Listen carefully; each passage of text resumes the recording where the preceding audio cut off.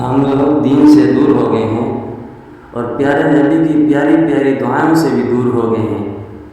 وہ ایک صحابی کا واقعہ ان کے بارے میں آتا ہے کہ ان کی باندی نے 40 دن تک انہیں کھانے میں زہر کھلایا اور ان صحابی کو کچھ بھی نہیں ہوا۔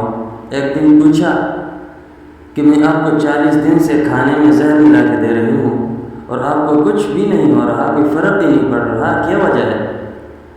تو صحابی رسول نے بتایا کہ میں جب بھی کھانا کھاتا ہوں تو کھانے سے پہلے میں بسم اللہ الذی لا یضر مع اسمہ شیء فی الارض ولا فی السماء وهو السمیع العلیم پڑھتا ہوں، جس کی برکت سے مجھے کچھ بھی نہیں ہوتا زہر سے۔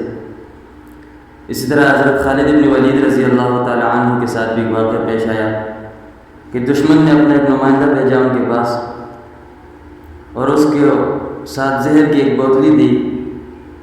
جب وہ نمائندہ حضرت خالد بن ولید کے پاس آیا تو اس نے آ کر حضرت خالد بن ولید سے یہ کہا کہ آپ ہمارے ساتھ کیسے لڑ پاؤ گے، آپ ہمارے ساتھ کیسے لڑو گے؟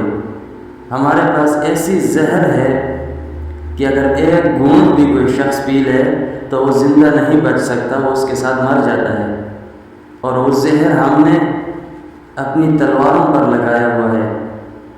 جب وہ تلوار کسی شخص کو لگے گی تو تلوار کے زخم سے نہیں بلکہ اس زہر کے اثر سے وہ شخص مر جائے گا۔ تو حضرت خالد بن ولید رضی اللہ تعالی عنہ نے فرمایا کہ کدھر ہے وہ زہر، آپ مجھے دکھائیے۔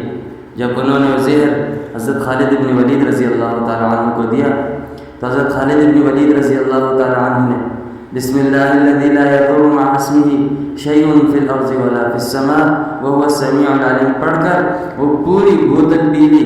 اللہ تبارک و تعالیٰ نے نقصان سے بچایا، کچھ بھی نہیں ہوا۔ یہ حضور کی بتائی ہوئی دعاؤں کی برکات ہے، اس لیے ہمیں بھی چاہیے کہ پیارے نبی کی پیاری دعائیں ہم یاد کریں، اپنی زندگی کا معمول بنائیں، صبح اور شام کی دعائیں ان کو پڑھیں اور کھانے سے پہلے پینے سے پہلے بسم اللہ کو اپنا معمول بنائیں۔